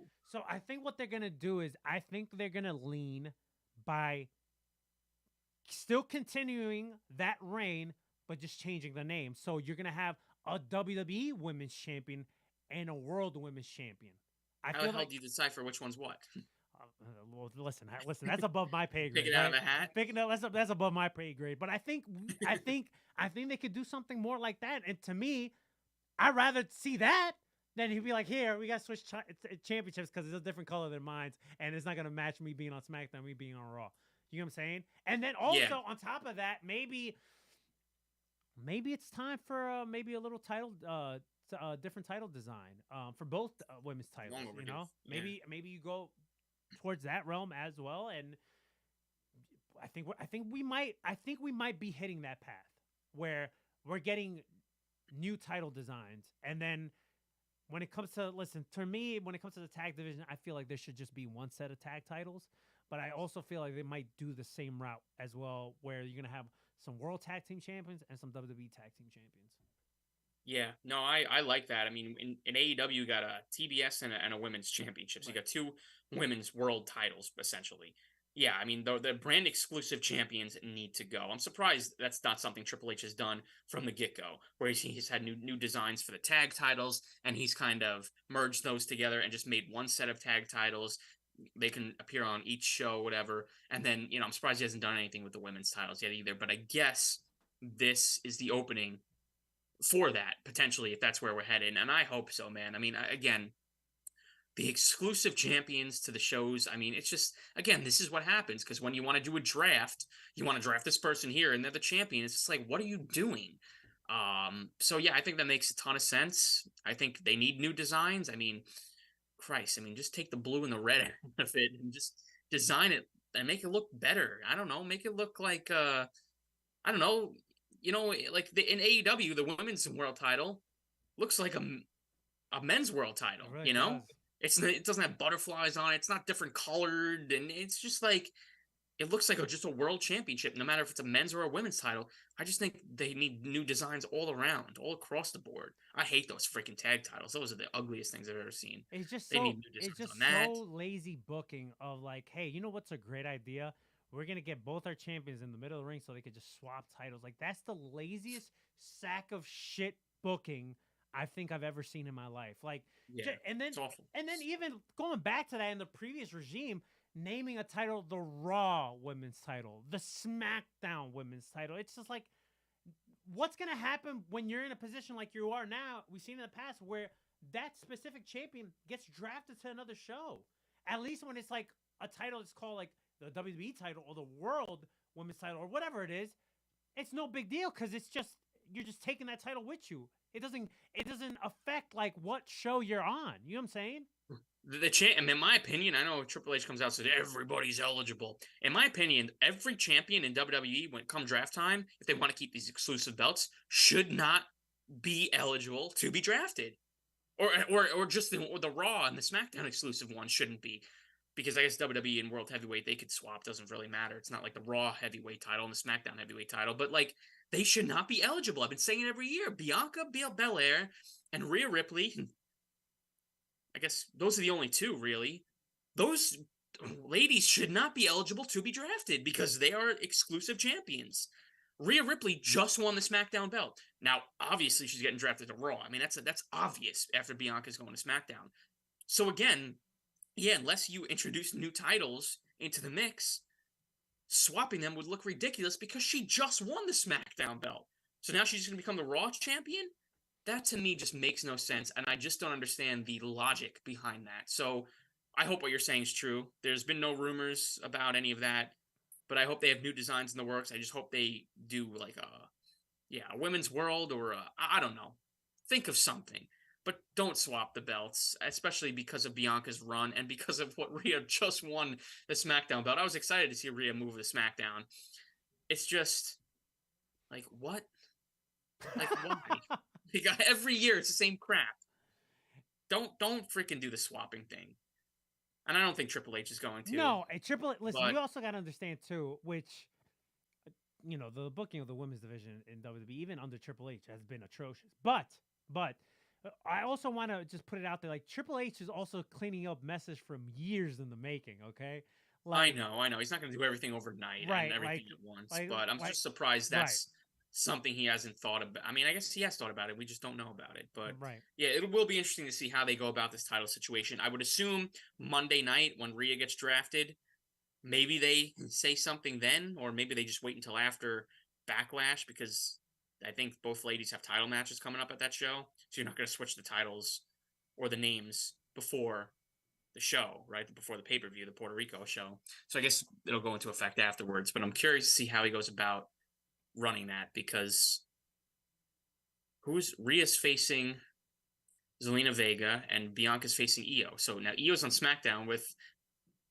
Bianca. So she essentially, if she wins the Raw title, it's going to be stupid. You can't do that. And Zelina's on whatever show she's on. So it's like none of these ladies are losing the belts. I feel like LWO is going to probably more than likely be drafted to Raw. So they just got to listen. They're clearly Rhea and Bianca.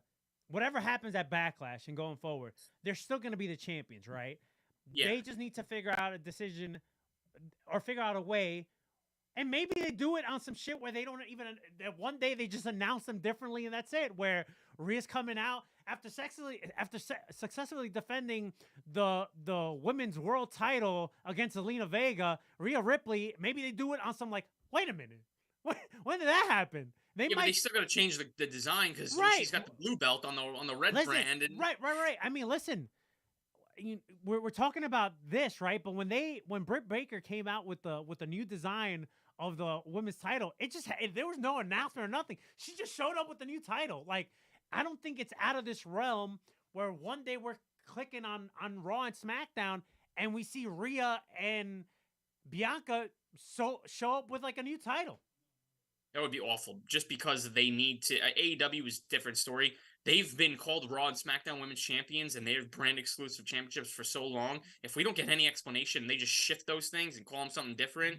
Like that would just be like, you know what? I kind of wish random, and I kind of wish they would have done this where when Bianca, after we found out Bianca got drafted to SmackDown, I really wish what they would have done was she said like, "Oh, I'm so happy to be on SmackDown, being your WWE Women's Champion," instead of saying SmackDown Women's Champion. Like, I wish she would have just threw that line out there, because like then it's like, okay, cool, like I don't know. I just feel like the whole saying I'm Raw champion or SmackDown champion just it makes you pigeonhole. You know what I'm saying? Yeah, of course. Yeah. Yeah. I just feel like knowing WWE and well, I might not be a fan of them just showing up one day with like a new title and being called something completely different. I'd rather have that than them swapping titles in the middle of the ring. Yeah, right. Essentially, if you're gonna put it that way, then yeah, of course. But I just do feel like they need an explanation. And I think I like your idea. I think they're gonna recreate the name of the title and the design of the titles because again, you're not swapping them and you're not taking the belt off Bianca and you're not taking it off Rhea. So that's the only solution here. Or maybe maybe Triple H we get like a presentation type thing where Triple H is in the middle of the ring handing Rhea and Bianca, not at the same time, but in their brand specific shows, like, listen, you're coming to SmackDown, you are a champion, and you will now be known like the WWE World Women's Champion, or like on Raw, you're the World. I don't know, something like that. You know what I'm saying? Or why did they have to switch? Why couldn't SmackDown have just drafted Rhea Ripley, who's their freaking goddamn champion, instead of Bianca in that slot? You draft Rhea, and then on Monday, Raw drafts Bianca, and there you go. Crisis avoided. You don't got to do this whole convoluted shit. Again, if the plan is to do new designs, new names for titles, then okay, it doesn't matter who the hell they drafted. Are they drafted Bianca? It is what it is. But if that's not the plan, why the frig didn't SmackDown just draft their own goddamn champion? Why did they draft the Raw champion? Like, that doesn't even make sense to me. Like, they should be proud of their champion, you know? Why wouldn't, and she just won the belt, just defeated Charlotte Flair in a great match at WrestleMania. Why wouldn't SmackDown want their champion on the show? Why would they draft Bianca Belair, the champion who's been on the other show for over a year? That to me just makes no sense, and it makes my head explode because all I ask is for this shit to just make sense. You would think too. You would think that it probably is already 20 years of them doing this WWE draft. You think they would have it together, and they still can't get it together. Because I remember one time, this is a couple of years back, me and Leo went like on a tirade on like an episode after draft where like the draft didn't make sense because it's like, I don't think it should be announced. You didn't get any draft picks. Everybody was just staying in the same place. Right. Why is a draft pick announced if they're staying on their same brand? Like that to me makes no sense. Yeah, like they shouldn't. Draft picks should be announced when they're switching, not when they're staying in the same brand. Right. Well, that's the most ridiculous thing too. It's like, oh, SmackDown drafts Roman. Oh, great, he's been on the show for like 2-3 years already at this point. Like, it's not a big hoorah. Like, yeah, I know. It's the whole concept of the draft. It's fun, but it's also absolutely freaking ridiculous.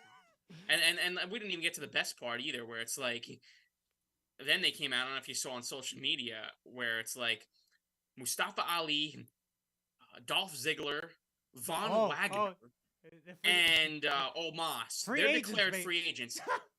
Now, how is that a thing? How is it? Nobody wanted these guys? I mean, I get it. All of them are scrubs, okay? You scraping the bottom of the Listen, I have a reliable source that says that New Japan is looking to get that Dolph Ziggler pick, okay?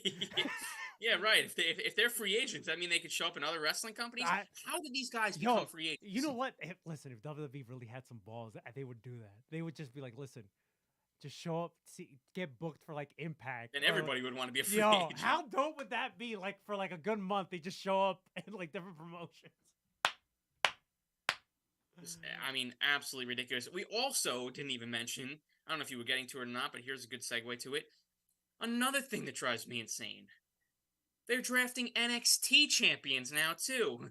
Why are you drafting the woman that legit just won the NXT championship and got hurt? Yeah. Why not draft Roxanne Perez? Yep. She's not going to win the belt back. Nope. She's obviously ready. I don't even think Indy Hartwell is even that great. I don't even think she's all that ready to be main roster ready. She just won the belt, and you're bringing her up, so she's going to have to vacate that? How does that make sense when you have women down there like a Roxy who can easily come up and transition perfectly, not going to win the championship, already had her run? Why are you drafting her? The tag team champions, they just won these belts. And again, the only reason I know this crap is because I was at the show. And when these women won these belts, it wasn't that long ago. They just won these titles, and now they're going to drop them just to go up to the main roster. Meanwhile, you have the other the two that challenged these two for the belts, Casey, I don't know, Catanzaro, I don't know what her freaking name is now, and the other one, Caden Carter. Why don't you bring them up Yeah. to the main roster? They've already had the run with their belts. They're not doing anything. Why don't you bring up the people who aren't doing anything instead of people who are the freaking champions of the show? So why are you bringing them up? It just doesn't make sense, bro. Now you're gonna have a tag title match on NXT Wednesday. We obviously know the outcome. It makes no... Well, dude, when they announced Indy Hartwell, I was like... Why? What? What? So I am happy. And listen, I do not watch NXT. I am happy that Zoe Starks got picked up because, man, she is ready to fucking go. That makes sense. But she's probably never going to win the belt down there. She's ready. Bring her up. But that makes sense. So out of all the things from NXT, right, from the NXT draft picks, right, you know what was the one that I find so annoying? Apollo Crews. How he's so happy. Apollo Crews happy to get picked up. Like, bro, you were on Raw and SmackDown before. Yeah, it went horribly. So how do you think this run's going to be different? And it's probably going to go horribly this time around too. The man is so fucking boring. And I know there's this lawsuit happening right now with one of these previous writers. You know, she's like, how she got wrongfully terminated. And listen, I'm not discrediting that. And hey, clearly there is issues in all of wrestling when it comes to being tone deaf, maybe a little bit of racism there, etc., right? But here's a hot take from me, all right? Whether it was done in malicious intent or not, I don't know. But when Apollo Crews was doing like the whole Nigerian gimmick, that was the most entertaining shit he's ever done in WWE. All right? Because the man is boring. I can see drywall that's more entertaining than Apollo fucking Crews. What about the smile, though? The man is god-awfully boring. No, nobody cares about Apollo Crews. When he was doing the Nigerian gimmick. Now, listen, if it was done in malicious intent, I do not condone that at all, okay? But when he was doing the whole Nigerian gimmick, that was the most entertaining shit he's ever done. Yeah. As forgettable as it is, you know, I mean, when somebody brings it up, it's like, oh, yeah, he did do that. But, yeah, I mean, it's just like, he's nothing but a decent wrestler with no personality, no good character, no good gimmick. Why is anybody going to care about him on Raw, SmackDown? I don't even know where he went. I don't even care. But, I mean, yeah, he was so amped up to get picked up. Like, so excited, bro. So excited, he wasn't just a Raw and SmackDown before. Oh, God. I don't know. We also got Jordan Devlin going to Raw, which I guess is cool. You know, this is a guy that's like been putting on bangers, I guess, in NXT. But again, it's like the guys that are down there, they're obviously never going to win the championships, that have been down there for a while, that you think are ready. You bring them up. Like I said, Zoe Stark, it makes sense. She's been down there for a little bit. Love her. Riddled with injuries, but probably never going to become women's world champion. So enough playing games and just bring her up. But Indy Hartwell just won the belt. Let her get her feet wet with the championship. Let her just get some more reps in. Bring her right up and you vacate the belt again. When also Roxanne Perez just did that recently, which is why they had that ladder match for the title. Now you're going to vacate it again? Like, I just hate when shit like this doesn't make sense, man. Like, there's just so many different things they could have done, and again, they just go with the most. I wonder, and this is just me speculating here. I wonder if the reason why they drafted Indy is because the injury is very serious and that she's gonna have to vacate the title. Anyways, yeah. I wonder if that's the case with her. I mean, if that's the case, then okay. Yeah, but why draft her? Why make a big deal out of it? Why even speak about it? Just vacate the title and do something else with it. Right, because she gets drafted to Raw, even if she's out with the injury. Yeah. You're not going to see her on the show then, so why waste a draft pick drafting her? I don't know, man. I think what went down was like, who's the champion? Bring them up now. I mean, I don't know, dude. What else makes sense? I don't know, man. I don't know. See, listen, while WWE, some stuff is kind of like working for the better, things are getting better. There's still a lot of questions there. There's still a lot of questions. Yeah, some things just never change. Right. And, Triple H is, I guess, trying to clean up messes from years in the making. But then there's some stuff, like you just said, Ryan, just keep your champion on the same show so you won't have to deal with this dilemma. Please. When we're trying to figure out to call you, are you this champion of this show? And then we're calling you another champion? I just really wanted to be in the boardroom when they went over this. Like, okay, how are we going to do this draft? We're going to have SmackDown draft Bianca instead of their own champion. And I want to know if like anybody like raised their voice and said, well, that doesn't make sense because Rhea is our champion. I would love to be in there to see if that actually goes down, because I can't be the only person here. I'm a nobody, okay? I can't be the only one thinking and just being so frustrated by how this just doesn't make sense. What if the response was like, we'll figure it out when we get there? Oh, I'm sure it was. Probably. Yeah, I'm sure it was. No worries, man. No worries. Our audience is dumb. They're not gonna think of this shit. It's all right. We'll figure it out. Let's let it play out. Don't worry about it, pal. Don't worry about it, pal. They'll figure it out eventually. Maybe we'll get the WWE Endeavor Women's Championship. Okay. Yeah. Hey. Get the brand exclusive things out of there. I don't care what the hell you call it at this point. All right. I think we covered everything we needed to cover, man. We talked a lot about AEW, a lot about WWE stuff. But overall, there's some exciting things happening. Okay. Yeah. I'm definitely invested. I'm intrigued. I don't know how good the Saturday show is gonna do, but for AEW, but we'll see. We'll see when we get there, though. Regardless, we'll be watching either on delay. Ryan, 5 weeks delay. We'll be watching somehow. Yeah. Well, I'll be watching that first week when CM Punk shows up and Goldberg shows up too. I don't know if you heard, there was a rumor that there was going to be another unexpected surprise on that first episode or whatever. I think AEW is going to get Goldberg. Why? You're going to secure him. Just pointing that out there. Listen, AEW picks up anybody, man. We'll see. We'll see what happens. AEW Collision, baby. Ay, Dios mío. All right, Ryan, give me your plugs then. All right, Lucha Outsiders on Twitter. I have been very active, just inactive on there, but I will admit I've just been slacking a lot. We were saying this before we went on the air. Just haven't really been all over the Twitter machine recently, especially when it comes to wrestling. Kind of just watch the show, go to sleep, do whatever. I don't really try and engage on there anymore, so I haven't really been active. But go follow it, anyways. Leo. LosRadio.com. Be on the lookout. We're doing a whole bunch of stuff. By the way, I want to say what's up to SWF, which is an indie show that we went to watch with my brother. It was actually very entertaining. So go support indie wrestling. What's up to Steve Jordan, who's actually a listener of ours, who was part of putting that event together. So SWF. They had 2 nights. I went to night 1. It was pretty good. Night 1, and you couldn't finish the night, huh, Leo? Well, it's not. Well, Steve, when you guys put 6 o'clock, start at 6, homie. Please. Oh man, it was already 11:30, and they were still on the puta madre que te parió, hijo de la remil puta. But it was very interesting. I got to see Savio Vega, and Roman got to meet Wrecking Ball Legursky. Oh, Wrecking Ball Legursky. That's my fucking boy right there. And it's funny as hell because my brother goes, "You're taller than him." I was like, yeah. I thought your brother was gonna say you kind of look like him. Fuck you, I do look like him. Him and Avalanche, which is the other guy. No, Everest, who was the other guy. So, but I got to see Savio Vega. We took the kids. Vincent got his own little rant in.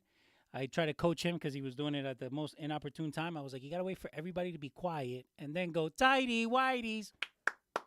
So that's the one that he started. So, no, support local wrestling, bro. LosRadio.com too. We're local. All right, you can follow me at Rated R since '87, but make sure you follow us at Lucha Outsiders everywhere: Instagram, Facebook, Twitter. If you miss anything or everything on today's episode, make sure you download, subscribe to the podcast version of the show. iTunes, SoundCloud, you want to be fancy, Apple Podcasts, TuneIn, La Mezcla, LosRadio.com, Stitcher, Spotify, iHeartRadio, wherever you get your podcast needs. Also, give us a subscribe. And YouTube. On YouTube. We're still on the rebuilding stages. It still looks like fucking shit, but we're going to try to update it. We'll fix it today. Soon. And yeah, follow us on YouTube. And if you can't listen to us podcast live or want to listen to the podcast, you can watch us on YouTube and also Facebook Live. And starting this week, every Monday at 2 o'clock, you're going to have Lucha Outsiders on Los Radio TV. So if you miss any of this, you can watch the syndicated version. Just go to losradio.com every Monday at 2 o'clock. Why? Because that's when you get people to watch it. Sundays, it's just us. Yeah, look at that. Look at that. Look at that. Look at that. All right, for the old man, Leo. Oh, my back. For our double Ryan Radar, I'm yours truly, Mr. Radar. Till next time, keep Radar. Stay too sweet. Dale. And